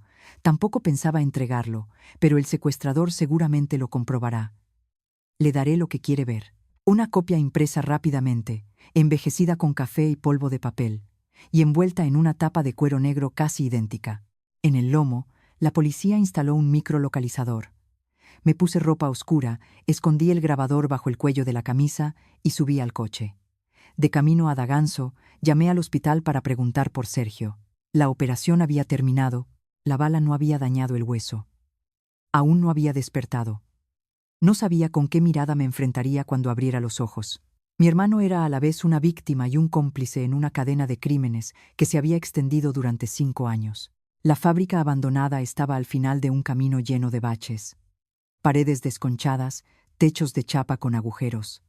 El reloj del teléfono marcaba las 11:47. Entré por una puerta entreabierta. «¿Dónde está la señora Vargas?». Una voz de hombre resonó desde el segundo piso. «Deja el cuaderno y sube». Reconocí esa voz de la grabación de Sergio, Héctor Cruz. Dejé el bolso sobre una mesa de hierro en el centro de la nave y subí las escaleras. Cada peldaño crujía bajo mis pies. En el segundo piso, la señora Vargas estaba atada a una silla. A su lado Ricardo, también atado, con el labio sangrando. Me detuve. «¿No conseguiste escapar?».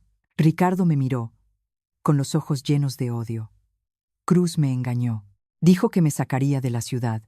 Un hombre alto y delgado salió de la oscuridad, con una pistola en la mano. El anillo con el pájaro brillaba bajo la luz. «Señora Margarida Fuentes, por fin nos conocemos. ¿Por qué ha secuestrado a la señora Vargas?». «Porque ella tiene algo que debería ser mío». La señora Vargas dijo de inmediato: «Margarida, no le creas. Quiere los antiguos registros de accionistas para chantajear a la empresa». Cruz sonrió levemente. Todavía le gusta hacer el papel de madre sufridora. Se acercó a mí. «¿El cuaderno?». «Abajo. El original. Solo he traído uno». Cruz hizo una seña a otro hombre para que bajara a comprobarlo. Miré a mi alrededor. Aparte de Cruz, había al menos 3 hombres más. La ventana de atrás estaba tapiada. La única salida era la escalera por la que acababa de subir. Pregunté: «¿Qué es el papel que la señora Vargas firmó en el hospital?». Ella bajó la cabeza. Cruz sacó un papel amarillento del expediente que estaba sobre la mesa. «Este es el formulario de renuncia a tratamiento de emergencia». Intenté acercarme, pero me detuvo con la pistola. «Tu padre tuvo una hemorragia interna después del accidente. El médico recomendó trasladarlo a un hospital de nivel superior para una cirugía de urgencia, pero la persona que se identificó como familiar firmó la renuncia». Miré el nombre del firmante: Gabriela Vargas. Me giré hacia ella. «¿Por qué?». La señora Vargas rompió a llorar. «No sabía que tu padre estaba tan grave. Ricardo me llamó diciendo que si despertaba, tu hijo iría a la cárcel. Me suplicó que solo retrasara las cosas unas horas». Ricardo gritó: «Mamá, no me eches toda la culpa a mí». La señora Vargas se giró hacia su hijo. «Fuiste tú quien dijo que el señor Fuentes solo estaba herido de levedad. Dijiste que la enfermera ya se había encargado». Sentí un frío glacial. «Entonces, el frasco no mató a mi padre». Cruz respondió lentamente: «El frasco solo lo dejó en un coma más profundo. Lo que lo mató fue no ser trasladado a tiempo». Miré a la señora Vargas. «¿Sabías que podía morir?». «Te juro que no lo sabía». Ricardo soltó una risa amarga. «¿Sabías? El médico te lo explicó claramente, pero aún así firmaste». La señora Vargas lloró desconsoladamente. «Porque mi hijo se arrodilló y me lo suplicó». Cruz aplaudió. «Qué familia tan conmovedora. Uno planea el accidente, otro lleva el veneno y otra firma la renuncia al traslado.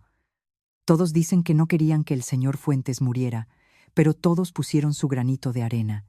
Lo miré. «¿Y usted? ¿Se mantuvo al margen?». La sonrisa de Cruz se desvaneció. Yo solo cumplí mi contrato. Usted contrató al conductor, sobornó a la enfermera, borró las grabaciones y guardé las pruebas para protegerme.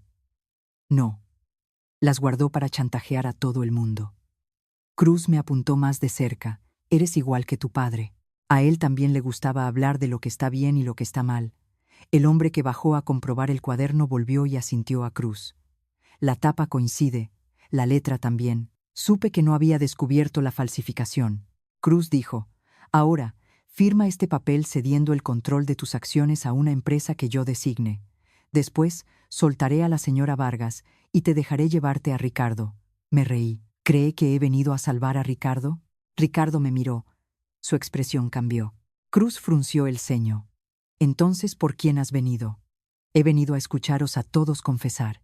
Miré directamente a la pequeña cámara oculta en una viga de acero, y para que la policía sepa exactamente quién está en esta fábrica, Cruz se sobresaltó y se giró. Justo en ese momento, afuera sonaron motores y una voz por megáfono exigiendo la rendición. Se abalanzó sobre mí, agarrándome del cuello y poniéndome la pistola en la sien. Muy lista, pero no se atreverán a disparar mientras te tenga. La señora Vargas se inclinó de repente, golpeando la pierna de Cruz con toda la silla. La pistola se desvió de mi cabeza. Logré soltarme, pero Cruz disparó de inmediato. El disparo resonó. La señora Vargas cayó de lado, la sangre manchando su pecho. Ricardo gritó: «¡Mamá!». Cruz me arrastró hacia la puerta trasera, disparando al aire. La puerta de hierro se abrió a un túnel oscuro bajo la fábrica. Antes de que me arrastrara hacia abajo, vi a Ricardo gatear para abrazar a su madre. La señora Vargas intentó meter el papel de renuncia en el bolsillo de la camisa de él y susurró: «Tienes que pagar tu deuda». Cruz me empujó al túnel y cerró la puerta de hierro. En la oscuridad me susurró al oído: «Tu padre murió por confiar demasiado en la gente. Tú morirás por el mismo error». Pero él no sabía que en mi mano apretaba la pequeña llave que acababa de quitarle de su bolsillo durante el forcejeo. Más adelante en el túnel, oí el sonido de agua corriendo y el motor de una lancha arrancando. Cruz me sujetaba el brazo con fuerza, arrastrándome por el túnel bajo y húmedo. El olor a lodo, aceite y metal oxidado me dificultaba la respiración. Bajo mis pies había un estrecho pasillo de hormigón. A la derecha, una zanja con agua negra que fluía hacia el canal detrás de la fábrica. La linterna en su mano temblaba con cada paso. «Camina más rápido». Intenté mantener la voz calmada. «¿A dónde me lleva?». «Fuera de la ciudad». «¿Y después?». Cruz se rió. «No necesitas saberlo. Creo que no piensa matarme todavía. Si quisiera, habría disparado arriba». Apretó mi brazo con más fuerza. «Eres realmente inteligente. Por eso te pareces a tu padre. Usted trabajó para mi padre. ¿Por qué lo traicionó?». Cruz no respondió de inmediato. Pasamos por un tramo de techo bajo. El sonido del motor de la lancha se oía más claro. «No traicioné a nadie. Tu padre me contrató para investigar a Ricardo, pero cuando supo que tenía pruebas, quiso entregarme a la policía, porque lo estaba chantajeando. Solo reclamaba el pago por mi trabajo». ¿Llama trabajo a contratar a alguien para provocar un accidente, sobornar a una enfermera y borrar grabaciones? Cruz se detuvo y me apuntó. «Deberías aprender a callarte si quieres vivir». Bajé la mirada, fingiendo miedo. En mi mano, la pequeña llave seguía fuertemente apretada. Parecía más una llave de esposas que de una puerta. Mis muñecas no estaban atadas, pero vi unas esposas colgando de su cinturón. Eso significaba que planeaba esposarme al subir a la lancha. Tenía que actuar antes de llegar al agua. Detrás de nosotros se oyó una fuerte explosión. La puerta de hierro al principio del túnel había sido volada. Se oyeron gritos. «¡Alto! ¡Tire el arma!». Cruz me pegó a él, apuntándome a la espalda. Me empujó para que corriera. Al final del túnel había una escalera de hierro que bajaba a un pequeño embarcadero. La lancha estaba en marcha, con un hombre esperando. Era el mismo que se había hecho pasar por médico en el hospital. Me detuve, pero a él lo arrestaron. Cruz sonrió con desdén.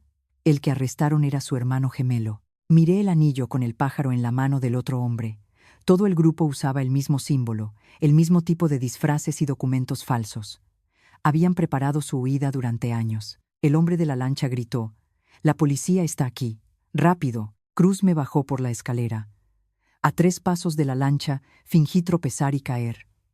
Él perdió el equilibrio y se inclinó para levantarme. Giré mi cuerpo al instante y usé la llave para apuñalarle la mano que sostenía la pistola.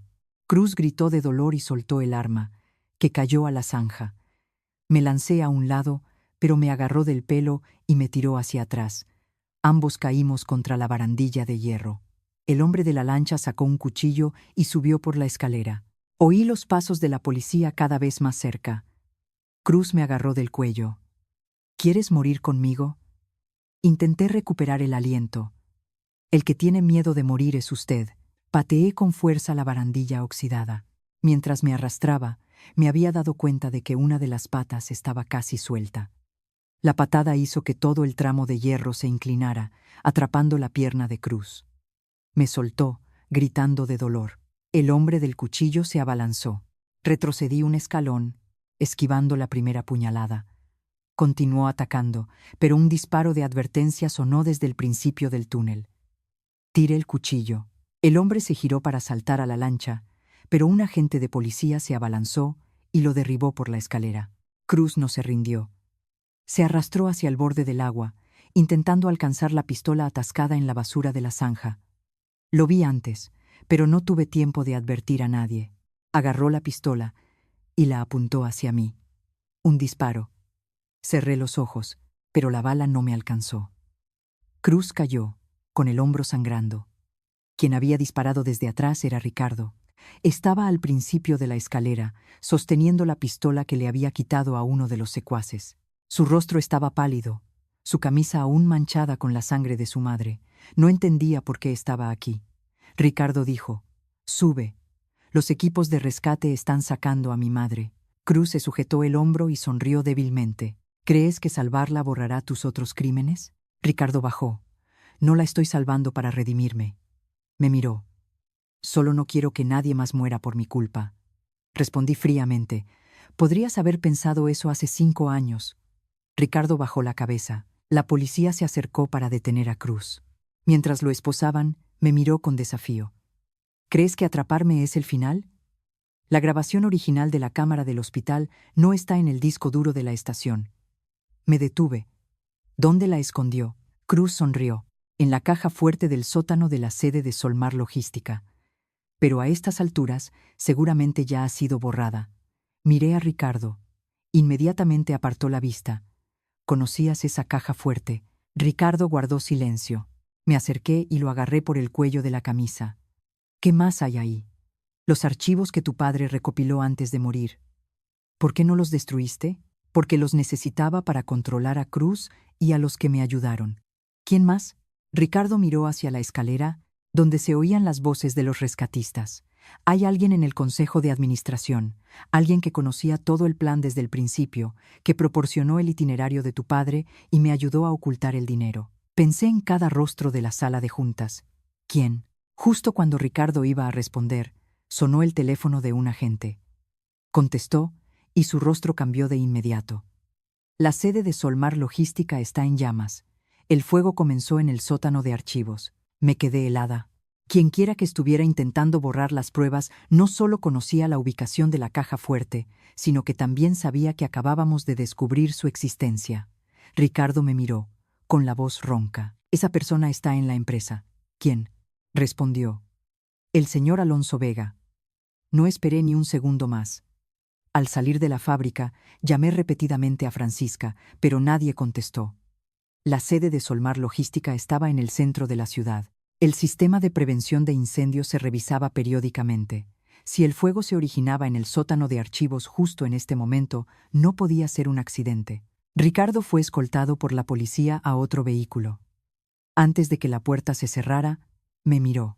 La caja fuerte está detrás de un panel en la sala del generador. La combinación es la fecha de fundación de la empresa. ¿Por qué me lo dices? Porque el señor Vega no dejará vivo a nadie que sepa la verdad.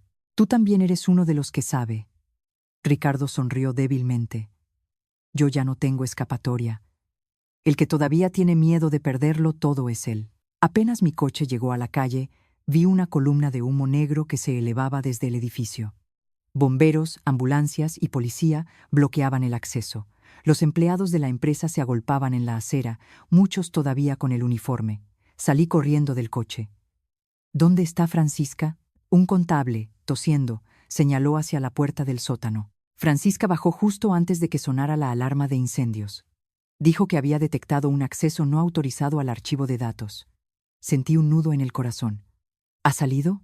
No. Un bombero me detuvo. No puede entrar. Hay mucho humo. El área interior corre riesgo de derrumbe. Conozco el camino al sótano. Mi empleada está ahí dentro. Los equipos de rescate la están buscando. El abogado Montes me hizo retroceder. Si entras, tendrán que rescatar a una persona más. Miré las ventanas que reflejaban las llamas, y la imagen del rostro de Francisca apareció en mi mente. La persona que me había ayudado en secreto durante 6 meses, aceptando el riesgo para guardar cada documento. Mi teléfono vibró de repente. Un mensaje de Francisca. Estoy en el sótano. La salida de emergencia está bloqueada. El señor Vega está aquí. Le mostré inmediatamente el teléfono al jefe de bomberos. Está viva, cerca de la sala del generador. El equipo de rescate cambió su ruta de aproximación. Volví a llamar, pero Francisca no contestó. Unos segundos después, envió una grabación de audio de 12 segundos. Se oía una tos violenta, seguida de la voz del señor Vega. No deberías haber abierto esa caja fuerte. Francisca respondió débilmente. Quema toda la empresa solo para borrar pruebas. Esta empresa debería haber muerto hace 5 años. La grabación terminaba con un fuerte golpe. Me giré hacia el investigador. El señor Vega sigue dentro. Justo en ese momento, un guardia de seguridad corrió hacia nosotros. Acabamos de revisar las cámaras exteriores del aparcamiento. El coche del señor Vega sigue en el sótano, pero las cámaras interiores han sido desactivadas. El humo que salía de la puerta del sótano se hacía cada vez más denso. Una fuerte explosión hizo temblar los cristales de la planta baja. La multitud retrocedió presa del pánico. El jefe de bomberos gritó: «Calma, ha explotado un depósito de combustible auxiliar». Todos lejos de la puerta del sótano, miré el plano del edificio en mi teléfono. Además de la entrada principal, había un antiguo conducto de ventilación que conectaba el sótano con el almacén técnico de la parte trasera. Se usó cuando la empresa se instaló por primera vez, pero luego fue sellado. Señalé esa ubicación. Hay otra entrada por detrás, cerca de la zona de carga. El equipo de rescate comenzó a derribar el muro. Después de casi 10 minutos, abrieron un agujero lo suficientemente grande para pasar. 2 bomberos entraron primero. Esperé fuera. Cada segundo una eternidad. Entonces, la radio sonó. Hemos encontrado a una mujer viva. Hay un hombre con una pierna herida. También se ha localizado una caja fuerte metálica. Casi me derrumbé de alivio. Sacaron a Francisca primero. Su rostro estaba cubierto de hollín, su brazo quemado, pero seguía abrazando un disco duro. Corrí hacia ella. «Francisca, ¿me oyes?» Abrió los ojos, su voz muy débil. La caja fuerte estaba abierta. Cogí el disco duro antes de que él quemara los archivos. «¿Dónde está el señor Vega?» «Dentro». Quedó atrapado bajo una estantería. Los sanitarios subieron a Francisca a la ambulancia. Antes de que la puerta se cerrara, me cogió la mano. «Margarida, en la caja fuerte está el video de tu padre, pero hay otro archivo relacionado con el día en que se fundó la empresa». Antes de que pudiera preguntar más, la ambulancia se fue.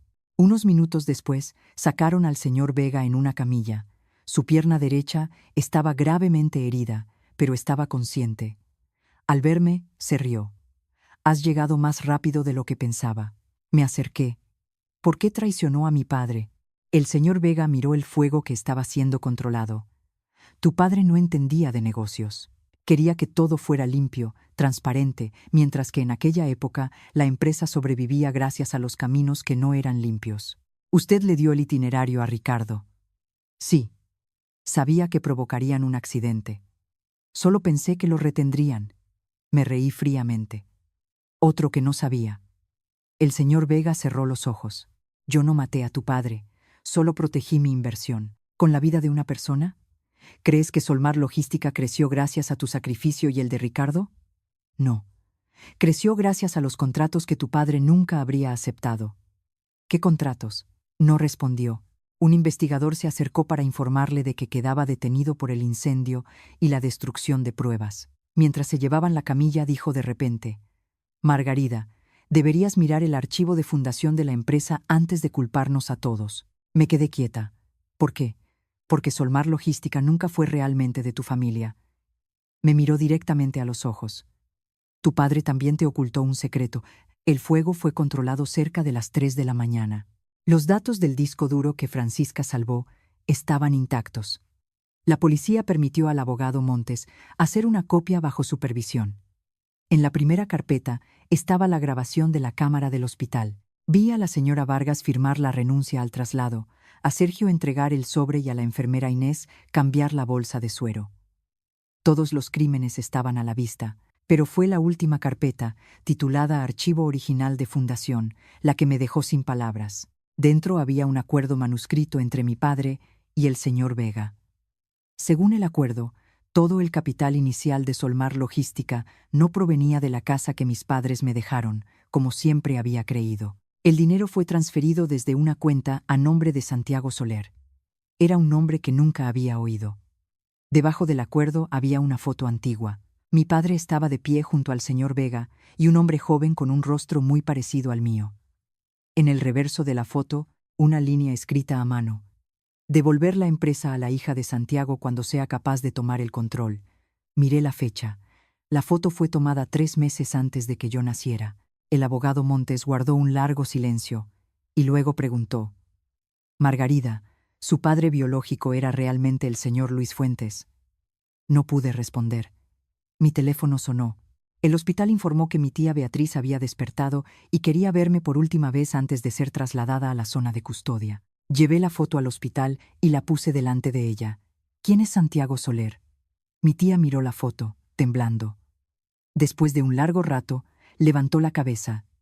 Es tu padre biológico. Retrocedí, sintiendo que el mundo se derrumbaba bajo mis pies. Entonces, ¿quién era papá Luis?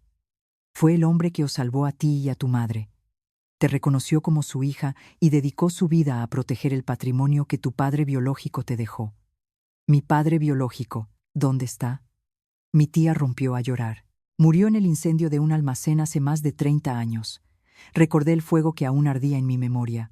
Tampoco fue un accidente, ¿verdad? Mi tía cerró los ojos. No, y la persona que provocó el incendio de aquel año todavía está viva. ¿Quién? Abrió los ojos, con la voz temblorosa. El padre de Ricardo. De pie junto a la cama de mi tía, sentí el peso de más de 30 años de secretos aplastándome el pecho. ¿Qué hizo el padre de Ricardo? Mi tía miró por la ventana, su voz entrecortada. Ese año, el señor Marcos Vargas y tu padre biológico eran socios en el negocio del transporte.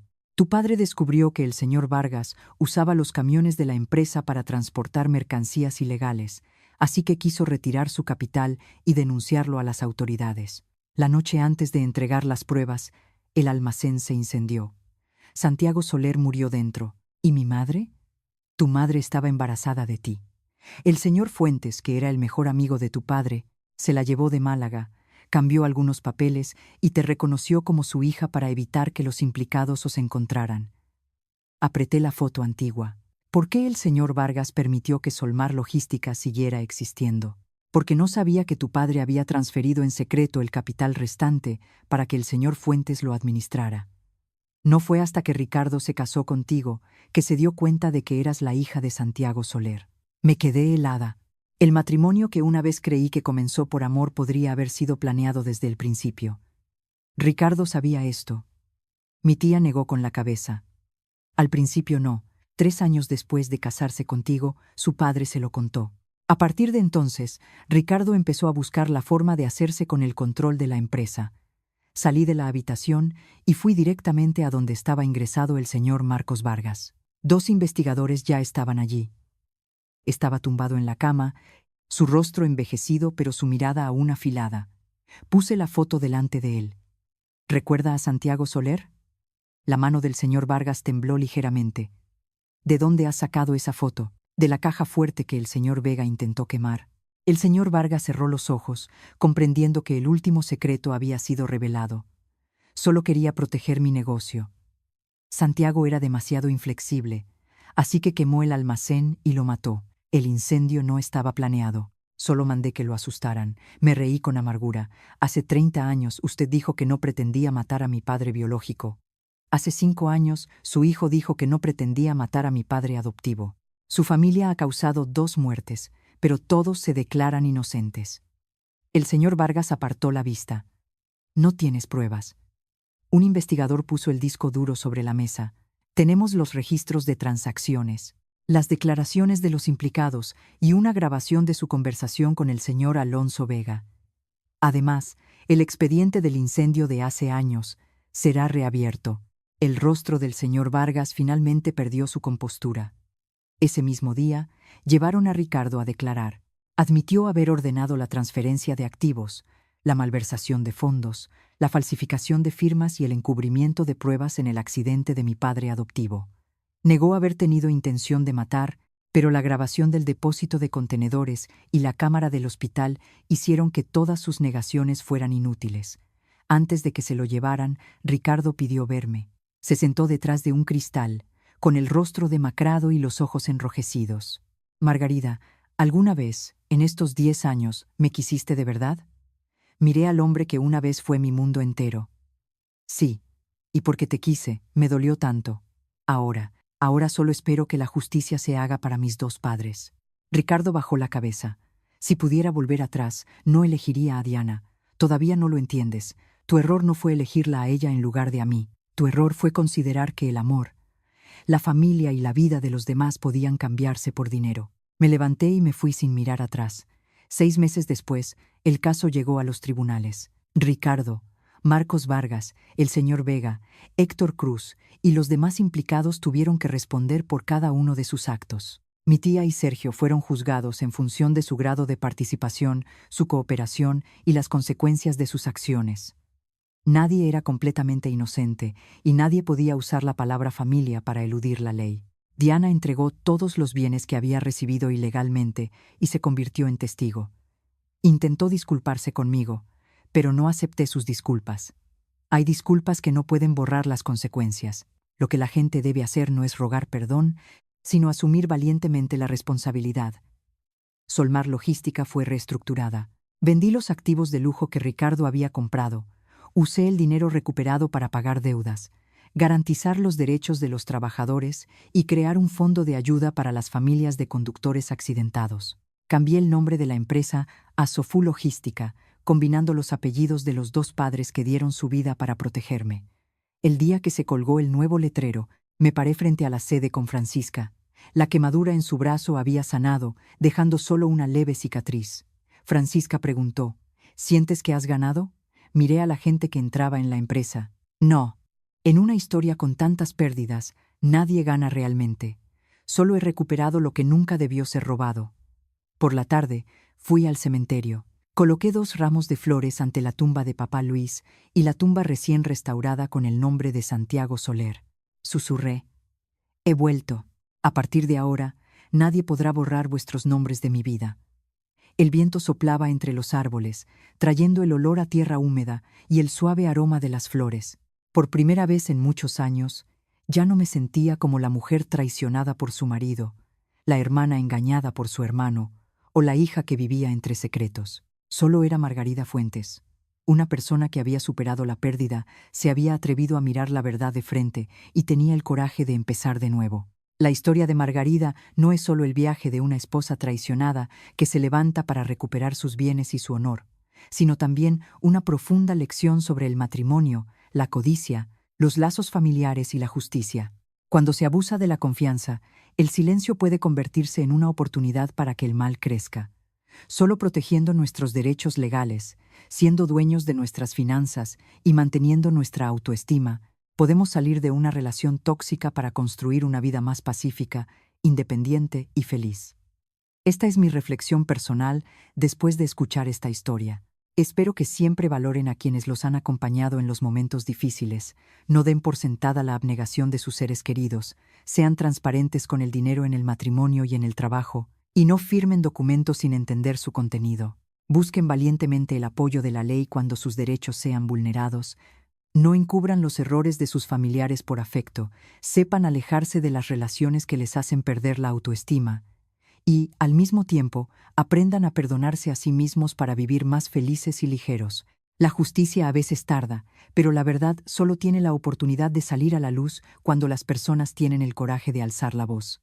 Esta es una historia de ficción, creada a partir de fragmentos de emociones de la vida real, y se utiliza una voz de IA para transmitirla, ayudando al público a extraer lecciones valiosas. Los personajes no representan a ningún individuo específico.